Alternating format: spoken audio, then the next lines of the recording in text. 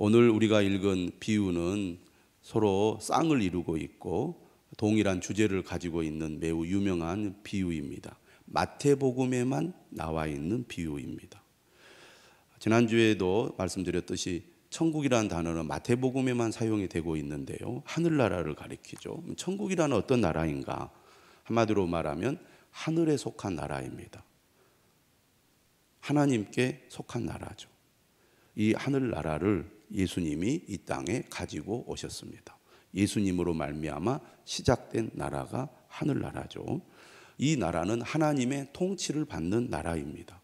그러면 누가 천국 시민이 됩니까? 예수님을 믿고 예수님을 따르는 사람들, 곧 예수님의 제자들이 천국 시민이 되는 거죠. 그러면 천국 시민이 누리는 혜택은 무엇입니까? 영원히 주님과 함께 살게 되는 것입니다. 오늘 우리가 읽은 이 두 가지 비유, 보화 비유와 진주 비유는 무엇에 대해서 말씀하고 있느냐면 천국의 가치에 대해서 말씀하고 있습니다. 천국의 가치. 지난주 겨자씨 비유는 어떤 특징을 가지고 있었습니까? 천국은 성장한다는 것이죠. 누룩 비유도 마찬가지입니다. 은밀한 가운데 영향력을 끼친다는 말씀을 드렸습니다. 오늘은 이 천국이 어떤 가치를 가지고 있느냐? 절대 가치를 가지고 있다는 것입니다. 왜 우리가 천국의 시민이 되어야 합니까? 왜 천국을 우리가 소중하게 여겨야 합니까? 그것은 그 무엇과도 바꿀 수 없는 절대 가치를 가지고 있기 때문입니다. 첫 번째 비유가 밭에 감추인 보화 비유죠. 천국은 마치 밭에 감추인 보화와 같으니 사람이 이를 발견한 후 숨겨두고 기뻐하며 돌아가서 자기의 소유를 다 팔아 그 밭을 사느니라. 어떻게 보면 약간 이해가 안 되는 비유로 들립니다. 좀 설명을 해보겠습니다. 고대 세계에서는 자신의 보물을 땅에 감추는 일이 흔한 일이었습니다. 전쟁과 약탈이 빈번한 시대에 가장 안전하다고 여겨진 장소가 바로 땅이었던 거죠. 땅은 보물 주인에게는 은밀한 장소고 또 안전한 장소입니다. 여기에 보물을 숨겨둔 것이죠. 마태복음 25장 달란트 비유에 보면 한 달란트 받은 종이 그것을 땅 속에 묻어두잖아요. 왜? 큰 보물의 안전을 위해서였습니다. 오늘 이 비유의 배경을 보면 문제가 이제 발생하는데 땅속 보물이 그 주인을 잃어버린 경우입니다. 다시 말하면 주인이 세상을 떠난 거죠. 그래서 그 보물이 땅속에 있다는 것을 그 가족이 모르고 있었던 거죠. 그리고 주인이 바뀌는 일이 발생합니다. 그래서 아무것도 모르는 어떤 이제 소장농이 이렇게 주인의 땅을 이제 가지고 농사를 짓다가 우연히 보물을 발견한 것입니다. 그런데 그 보물이 현재 밭주인의 것이 아니라는 것을 알았어요. 그래서 다시 조용히 그 보물을 묻어두고 밭을 구입하기 위하여 자신의 소유 전체를 팔아서 그 밭을 샀다는 얘기입니다. 왜 그렇게 했을까요? 자신의 전부를 던져서 손에 쥘 만큼 가치가 있다는 것을 알았기 때문에 자신의 전부를 주고 그 밭을 샀다는 얘기입니다. 이게 이제 밭에 감추인 보화 비유입니다. 두 번째 비유는 진주 비유죠.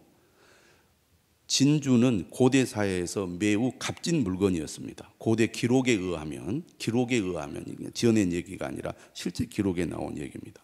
로마 황제인 시저가 브루투스의 어머니에게 진주를 선물했는데 얼마짜리 진주를 선물했냐면 600만 세스테르티우스, 이거를 데나리온으로 환산하면 150만 데나리온입니다. 자, 1데나리온이 하루 품삯입니다.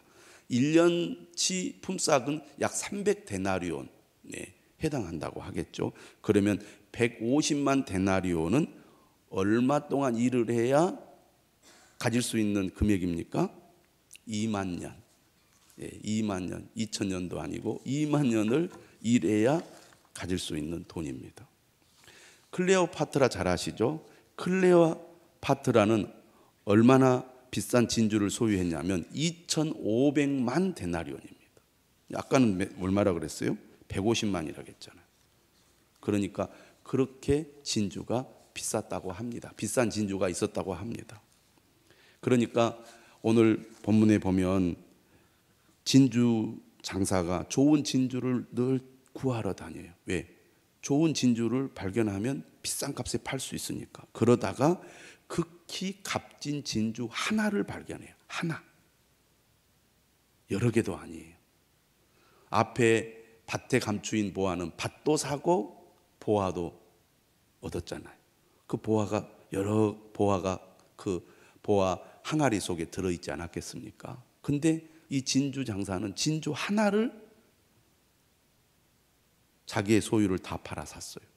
엄청난 가치가 있는 진주 하나, 그것을 사기 위하여 자신의 소유를 다 팔았다는 얘기입니다.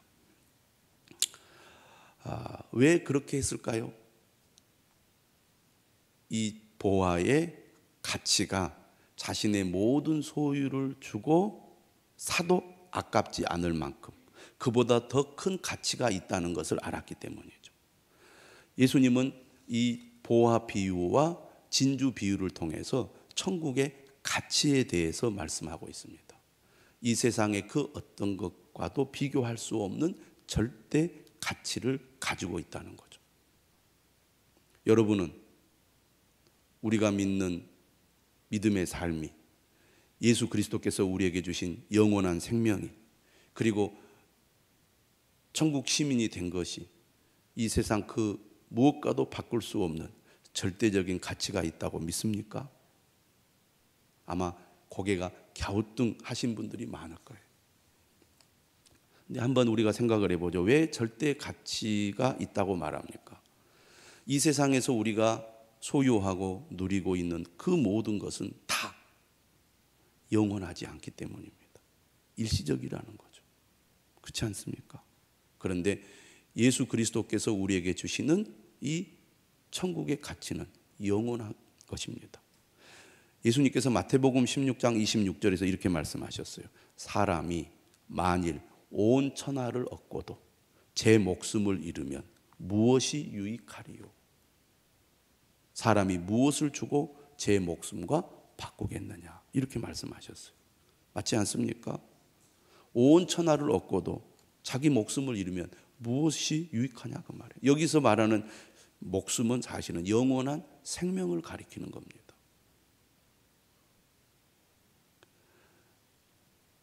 가치를 아는 사람만이 그 가치를 귀하게 여기고 그 가치를 소유하기 위해서 마땅히 대가를 지불하죠. 여러분, 천국의 가치를 믿습니까? 그 가치를 진정 우리가 안다면 대가를 지불하게 됩니다. 여러분, 예수 그리스도께서 우리에게 주시는 천국은 이 세상 그 무엇과도 비교할 수 없는 절대 가치를 가지고 있습니다. 그것을 소유한 사람이라면 어떤 마음을 가지고 세상을 삽니까? 자부심을 가지고 사는 거죠. 긍지를 가지고 사는 거죠. 이 세상 그 무엇과도 바꿀 수 없는, 온 천하를 주고도 바꿀 수 없는 절대 가치를 나는 소유하고 있다. 얼마나 기쁘겠습니까? 여러분들은 어지간해서는 별로 기쁜 줄 모르죠. 뭔가 비싼 걸로 얘기를 해야, 뭔가 물질로 환산을 해야 여러분들이 기분이 좋습니다. 여러분 능력에 예를 들어서 수백억짜리 집을 여러분이 그냥 공짜로 소유하게 됐다. 얼마나 기쁘겠습니까? 별로 안 급히시군요. 나에게는 그런 것이 결코 주어지지 않을 거다. 여러분도 그렇게 생각할 거예요. 여자분들은 비싼 백을 만약에 여러분이 선물로 받았다. 그 비싼 것은 수천만 원하고 1억이 넘는 가방도 있습니다. 그걸 여러분들이 선물로 받았으면 얼마나 기분이 좋겠습니까? 그것을 얼마나 소중하게 간직하고 혹시 누가 도둑질해 가지 않을까 얼마나 철저하게 보관을 하겠습니까? 그런데 예수 그리스도께서 우리에게 주신 천국은 이런 세상의 것과 비교할 수 없는 절대 가치를 가지고 있다는 것입니다. 내가 세상 사람들과는 비교할 수 없는 가치 있는 것을 소유하고 있다면 그 사람은 삶의 자부심과 긍지를 가지고 살아갈 것입니다. 오늘 본문에서 발견할 수 있는 몇 가지 사실이 있는데요. 첫째는 많은 사람들이 이 천국의 가치를 모르고 있다는 겁니다. 자, 보화는 땅에 감추어져 있습니다. 그러니까 주인도 모르고 소장농들도 몰라요. 그 속에 보화가 있다는 것을 모르는 거예요. 진주도 마찬가지입니다. 진주 장사가 값진 진주를 찾기 위해서 여기저기 다니지만 진짜 좋은 진주를 만나보지 못한 거예요. 많은 사람들이 천국의 가치를 모르고 있습니다. 요한복음 1장 4절과 5절에 이런 말씀이 있습니다. 그 안에 생명이 있었으니 이 생명은 사람들의 빛이라.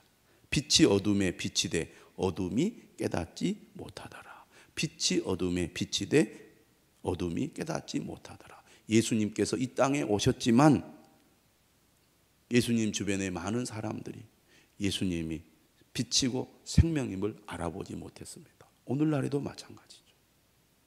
이 땅에 천국을 가지고 오신 예수 그리스도, 그분이 어떤 분인지 모르는 사람들이 너무너무나 많습니다. 그런데 어느 날 우연히 감추어진 보화가 농부에게서 발견된 것이죠. 반복되는 일상 속에서 농사를 짓고 있었는데 전혀 예기치 않게 괭이에 보화가 걸린 겁니다. 그리고 그 보화의 가치를 알아본 거예요. 여러분, 우리가 살아가다가 우연히 이런 보화를 발견하게 될 때가 있습니다. 오늘 이 감추인 보화 비유는 모르고 있었는데 우연히 보화를 발견한 경우예요. 여러분, 베들레헴에서 양을 치는 목자들, 여러분 밤마다 노숙을 하면서 야, 우리 신세는 언제 좀 달라지나? 나도 언제 밤에 잠을 자고 낮에 생활할 수 있는 그런 삶을 살아갈 수 있을까? 아마 신세를 한탄하면서 밤에 양을 치는 일을 했을지 모릅니다. 그런데 밤에 양을 치고 있을 때 누가 찾아옵니까? 천사가 찾아오죠. 우연히 그는 천국을 발견하게 됩니다. 수가성 여인은 5명의 아내를, 남편을 두고 있었지만 6번째 남자도 진짜 남편이 아닌 불행한 삶을 살고 있었습니다. 그래서 사람을 피하여 떼약볕이 내리쬐는 대낮에 물을 기르러 우물로 늘 찾아가는 여인이었습니다. 그런데 우연히 누구를 만나니까? 예수님을 만나죠. 우연한 경우에 보화를 발견한 농부처럼 수가성 여인은 예수님을 만났습니다. 청년 사울도 마찬가지죠. 예수님 믿는 사람들을 감옥에 쳐놓고 그리고 죽이기 위하여 다메섹으로 가는 도중에 그는 우연히 누구를 만납니까? 부활하신 예수님을 만나는 거죠. 믿지 않는 사람이 믿는 배우자를 만나서 우연히 교회를 따라 나가서 예수님을 믿고 구원받는 경우도 있습니다. 직장에 믿는 동료나 또 상관 때문에 그냥 우연히 교회에 따라 나왔다가 보화를 발견한 사람도 있습니다. 학생들이 친구 따라서 수련회에 따라갔다가 예수님을 만난 사람도 있다 그 말입니다.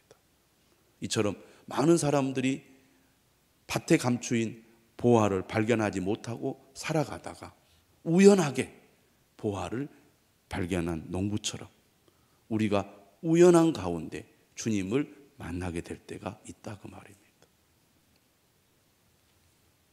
진주는 감추인 보화와는 좀 다릅니다. 이 진주 장사는 열심히 찾았어요. 값진 보화가 어디에 있을까? 여기저기. 아마 많은 시간이 걸렸을 것입니다.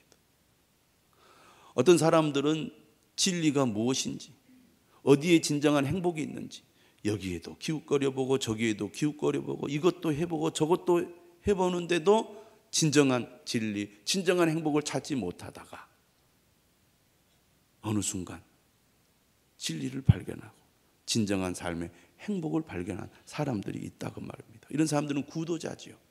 여기저기 오랜 세월 동안 방황하다가 정말 우리에게 가장 소중한 것은 다른 게 아니구나, 오직 예수 그리스도, 그분만이 우리에게 절대 가치가 있는 것이구나라고 깨닫고 변화된 사람들이 있다고 말입니다. 여러분, 천국의 가치는 그 무엇과도 비교할 수 없는 절대 가치를 갖고 있습니다. 천국을 발견했을 때 반응이 무엇입니까? 기쁨입니다. 정말 은혜를 받고 주님을 만나고 주님이 주시는 구원과 생명이 얼마나 귀하고 소중하다는 것을 아는 사람은 기쁨이 있습니다. 여러분, 천국의 가치를 진정으로 알고 있습니까? 그 가치를 발견했습니까? 그리고 그것을 발견했을 때 정말 여러분이 기쁘셨습니까? 진주가 얼마나 값진 것인지 모르는 사람, 그 진주가 값진 것이 모르는 사람은 그것을 보고도 그 가치를 알지 못해요. 그러니까 자신의 전 재산을 주고도 그것을 사지 않습니다. 그런데 알아보는 사람은 그 가치를 알기 때문에 기뻐할 뿐만 아니라 그 가치 있는 진주를 얻기 위하여 자기의 소유를 다 파는 것이죠. 저는 우리 성도들이 이런 은혜가 있기를 바랍니다. 천국의 가치가 그 무엇과도 비교할 수 없는 절대 가치가 있다는 것을 여러분들이 꼭 발견하시기를 바랍니다. 그 가치를 아는 사람은 대가를 지불하죠. 어떻게 합니까? 오늘 본문에 보니까 자기 소유를 다 팔아서 보물이 있는 밭을 샀고 자기의 소유를 다 팔아서 극히 값진 진주를 샀습니다. 가치를 알아본다고 해서 그 보화가, 그 진주가 내 것이 되는 게 아니죠. 천국의 가치를 안다고 해서 그 천국이 내 것이 되는 게 아니라는 겁니다. 반드시 그것은 대가를 지불해야 합니다. 결단이 필요하다는 것입니다.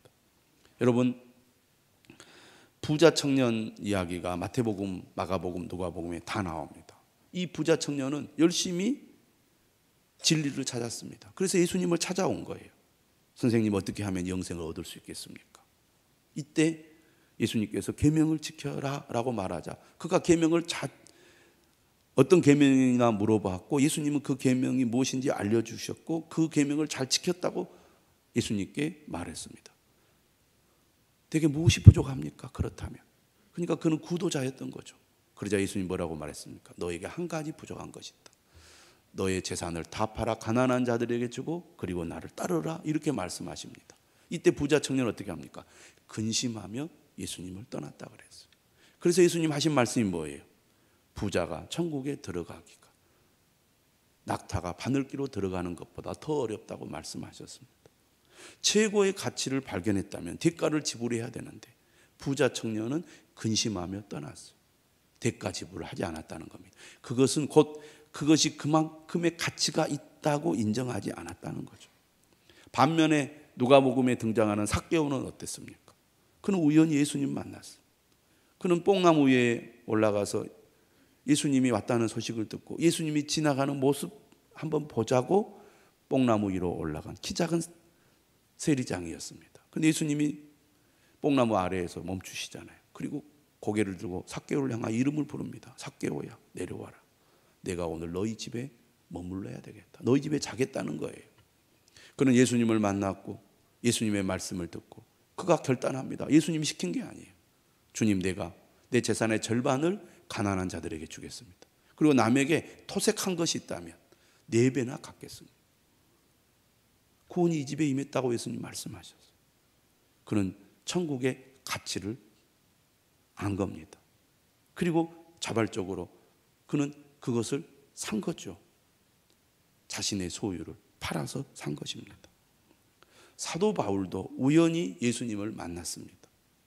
그는 천국의 가치를 알았어요. 그래서 그는 이것을 소유하기 위해서 모든 것을 다 버렸습니다. 빌립보서 3장 7절 이하에 바울이 이렇게 얘기합니다. 그러나 무엇이든지 내게 유익하던 것을 내가 그리스도를 위하여 다 해로 여길 뿐더러 또한 모든 것을 해로 여김은 내 주 그리스도 예수를 아는 지식이 가장 고상하기 때문이라. 내가 그를 위하여 모든 것을 잃어버리고 배설물로 여김은 그리스도를 얻고 그 안에서 발견되려 함이니. 바울은 천국의 가치를 알았습니다. 예수 그리스도의 가치를 알았어요. 그리고 그것을 위하여 그는 기꺼이 대가를 지불했습니다. 주님을 위해 그는 모든 것을 다 버리고 온전히 주님을 따랐던 것입니다.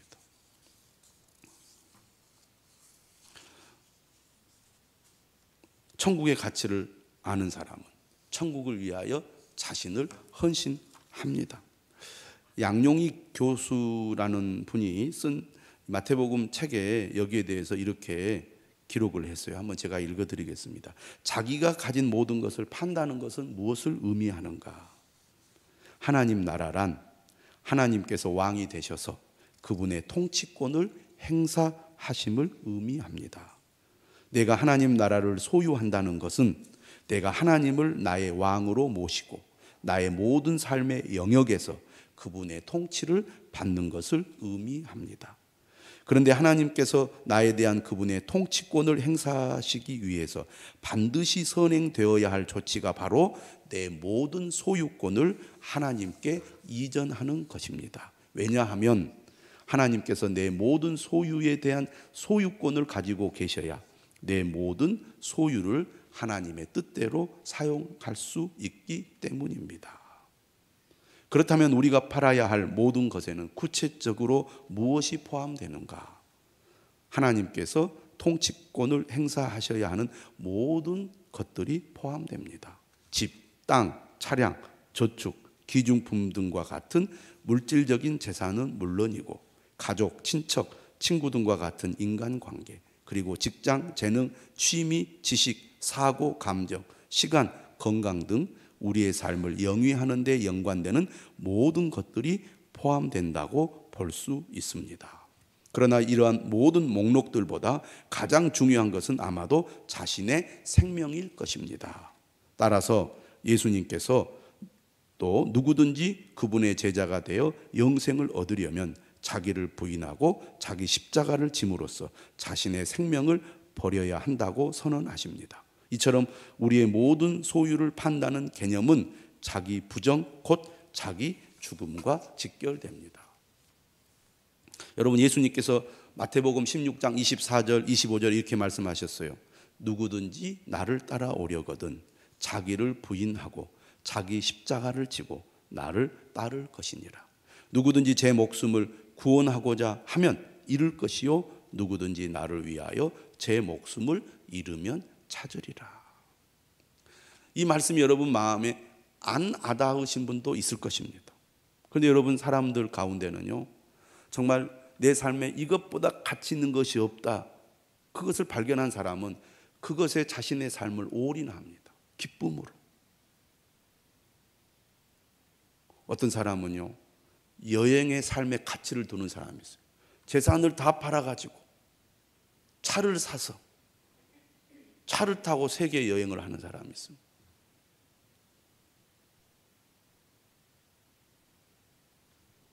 어떤 사람은 이것이야말로 내 인생에 가장 가치 있는 일이라고 생각되는 것에 자신의 삶 전체를 다 바치는 사람이 있어요. 다른 사람들이 볼 때는 이상하게 보이죠. 저게 무슨 가치가 있는가? 무슨 의미가 있는가? 그러나 그 사람에게는 그것이 정말 의미가 있고 가치가 있다고 여겨지거든요. 그래서 그것에 자신의 모든 것을 다 바치는 사람이 있습니다.